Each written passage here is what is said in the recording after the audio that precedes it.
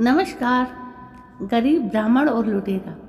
जी हाँ दोस्तों, यही है आज की कहानी। क्या आप कहानी सुनने से पहले मेरे चैनल को सब्सक्राइब करेंगे? जी, बहुत अच्छा। एक बार श्री कृष्ण और अर्जुन भ्रमण पर निकले तो उन्होंने मार्ग में एक निर्धन ब्राह्मण को भिक्षा मांगते देखा। अर्जुन को उस पर दया आ गई और उन्होंने उस ब्राह्मण को स्वर्ण मुद्राओं से भरी एक पोटली दे दी, जिसे पाकर ब्राह्मण प्रसन्नतापूर्वक अपने सुखद भविष्य के सुंदर स्वप्न देखता हुआ घर लौट चला। किंतु उसका दुर्भाग्य उसके साथ चल रहा था। राह में एक लुटेरे ने उससे वो पोटली छीन ली। ब्राह्मण दुखी होकर फिर से भिक्षावृत्ति में लग गया। अगले दिन फिर अर्जुन की दृष्टि जब उस ब्राह्मण पर पड़ी तो उन्होंने उससे इसका कारण पूछा। ब्राह्मण ने सारा विवरण अर्जुन को बता दिया। ब्राह्मण की व्यथा सुनकर अर्जुन को फिर से उस पर दया आ गई। अर्जुन ने विचार किया और इस बार उन्होंने ब्राह्मण को मूल्यवान एक मणिक दिया। ब्राह्मण उसे लेकर घर पहुंचा। उसके घर में एक पुराना घड़ा था जो बहुत समय से प्रयोग नहीं किया गया था। ब्राह्मण ने चोरी होने के भय से मणिक उस घड़ी में छुपा दिया, किंतु दुर्भाग्य दिन भर का थका मादा होने के कारण उसे नींद आ गई। इस बीच ब्राह्मण की स्त्री नदी में जल लेने चली गई, किंतु मार्ग में ही उसका घड़ा टूट गया। उसने सोचा घर में जो पुराना घड़ा पड़ा है उसे ले आती हूँ। ऐसा विचार कर वो घर लौटी और उस पुराने घड़े को ले कर चली गई। और जैसे ही उसने घड़े को नदी में डुबोया, वो माणिक भी जल की धारा के साथ बह गया। ब्राह्मण को जब यह बात पता चली तो अपने भाग्य को कोसता हुआ वो फिर भिक्षावृत्ति में लग गया। अर्जुन और श्री कृष्ण ने जब फिर उसे इस दरिद्र अवस्था में देखा तो जाकर उसका कारण पूछा। सारा वृत्तांत सुनकर अर्जुन को बड़ी हताशा हुई और मन ही मन सोचने लगे, इस अभागे ब्राह्मण के जीवन में कभी सुख नहीं आ सकता। अब यहाँ से प्रभु की लीला प्रारंभ हुई। उन्होंने उस ब्राह्मण को 2 पैसे दान में दिए।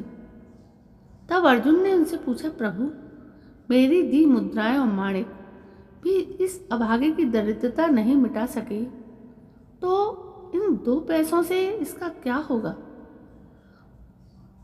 ये सुनकर प्रभु बस मुस्कुरा भर दिए और अर्जुन से उस ब्राह्मण के पीछे जाने को कहा।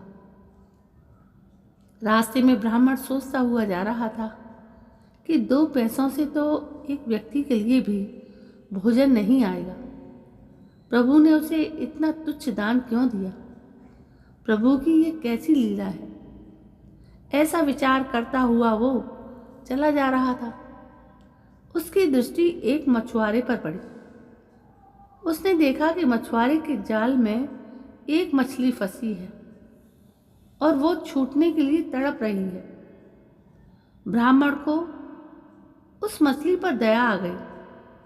उसने सोचा, इन 2 पैसों से पेट की आग तो बुझेगी नहीं, क्यों ना इस मछली के प्राण ही बचा लिए जाएं।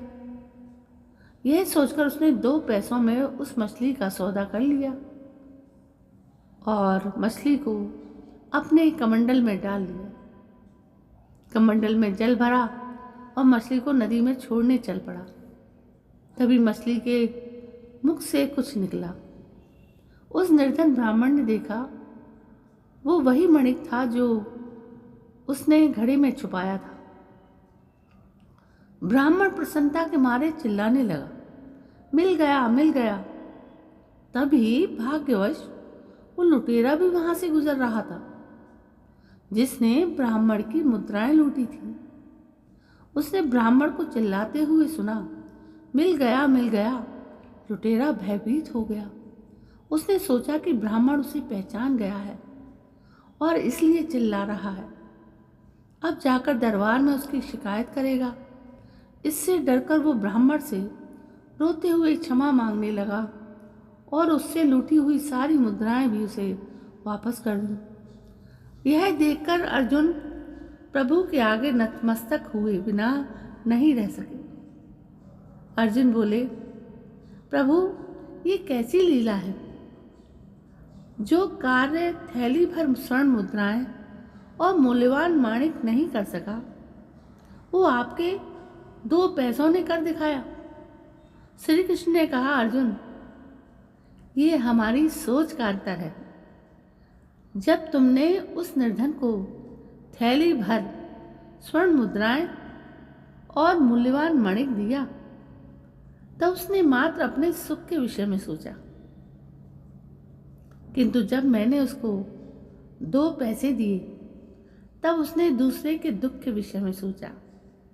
इसलिए हे अर्जुन, सत्य तो ये है कि जब आप दूसरों के दुख के विषय में सोचते हैं, जब आप दूसरे का भला कर रहे होते हैं, तब आप ईश्वर का कार्य कर रहे होते हैं और तब ईश्वर आपके साथ होते हैं। तो दोस्तों, इस छोटी सी कहानी के इस गूढ़ रहस्य को आप सभी ने जाना कि हमें कुछ समय निकाल कर दूसरों की यदि भलाई में लगा दें तो ये भी एक तरह की भगवान की पूजा है। भगवान इससे प्रसन्न होते हैं। तो दोस्तों, यदि अपने जीवन को सुधारना है तो हमें परोपकार का रास्ता अपनाना पड़ेगा। यही इस कहानी की शिक्षा है। चलिए, कल मैं फिर हाजिर होती हूँ एक नई कहानी को लेकर। तब तक के लिए जय हिंद, वंदे मातरम।